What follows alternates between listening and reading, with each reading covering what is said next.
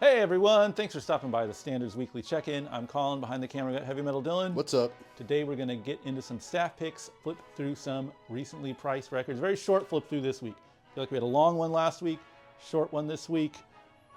Yin-yang balance of all things. As always, if you see anything you like, you can hit the DMs on Instagram. You can give the shop a ring, or you can just cruise by. We're open 11 to 8, 7 days a week in this scorching inferno of hell. How are you surviving the heat, Dylan? A lot of water. Yeah? Drinking a lot of water. This is a great public service announcement. We should be hydrating. Yes, you should hydrate. Good call. Yes. And what are you listening to? While you What am I hydrate? listening to? Yes. Oh, that's what you meant? No. Okay, well, I'm not going to belittle your very valid point. thank you. Well, listen, we've had a whole lot of superstars on this stage tonight. Right. But, The big show. the big show. But this is Run DMC's Tougher Than Leather record.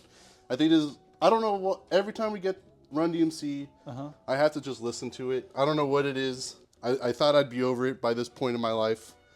Yeah. But I still listen to Run DMC, Raising Hell, the first one. Every time I'm just like, It's odd how infrequent Raising Hell comes in. I know.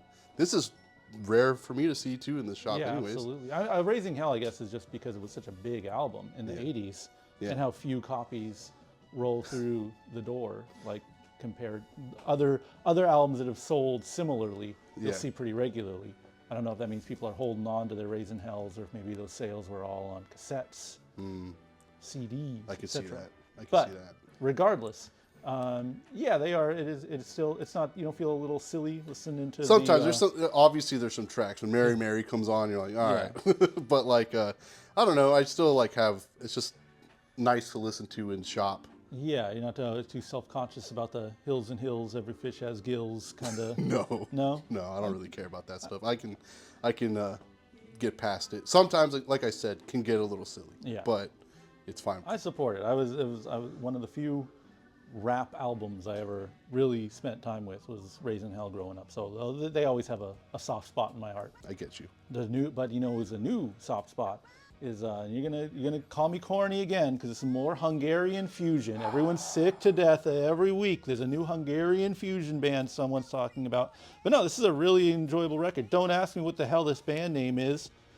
Alom S. Volosag. There we go. It's not Tom Jazz. It's What does that say in the bottom? Atom. Oh, Well, anyways, it's on Pepita, the legendary Pepita label. Again, I know everyone's sick of hearing about it.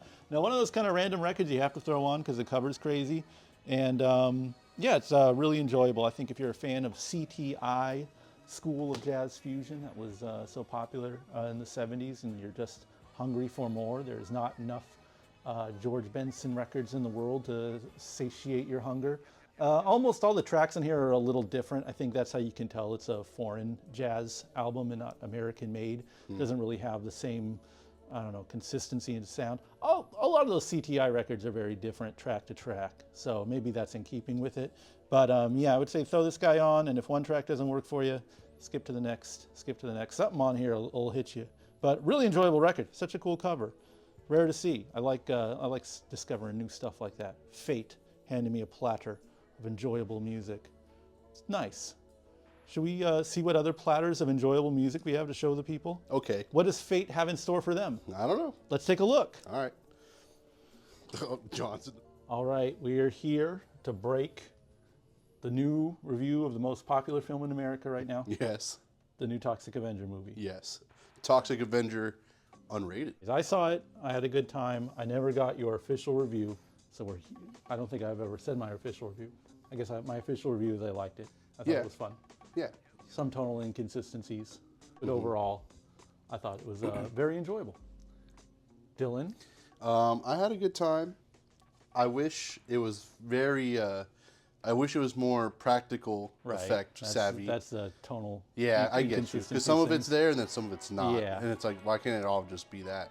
Because Troma's really good at doing practical effects. Might as well just do it. But I get it nonetheless. Had a good time. I like how it's not a one-for-one remake. Yeah, Like it's like a Elseworlds or something. Yeah, like that burger scene exists. and that one lady exists, but it's not like she's... Yeah, he doesn't link up with the blind lady. Yeah. But now for the meat of the matter. Peter Dinklage singing Overkill. from Motorhead. Yes. Were you fist pumping? Once I heard the Limp Bizkit band get cut off and then I went, oh, dude, this is sick. And once I didn't expect him to sing it, but I was happy because I was like, you know what? This is sick. You just made Peter Dinklage learn lyrics to Overkill. 5 mops out of 5? 5 mops. I'll give it 5 mops. That's all we have for today's video, and we got no questions this week. But if you have any questions you'd like to see answered, perhaps Toxic Avenger related, perhaps not. You know what let me down about that movie? They didn't use the Dickie song. You know the Dickie song, Toxic Avenger? Yeah, of course. Off of Idiot Savant. Missed opportunity. But you know what? Such is life. If you have any other questions that don't have to do with Toxic Avenger or that do, either or, well, I'll accept Toxic Crusader related questions, a cartoon from the 90s. I'll accept the Toxic Crusader comic questions that anyone might have. The comic book adaptation of the cartoon Toxic Crusaders, which in itself was an adaptation of the movie Toxic Avenger. I'll take questions regarding that.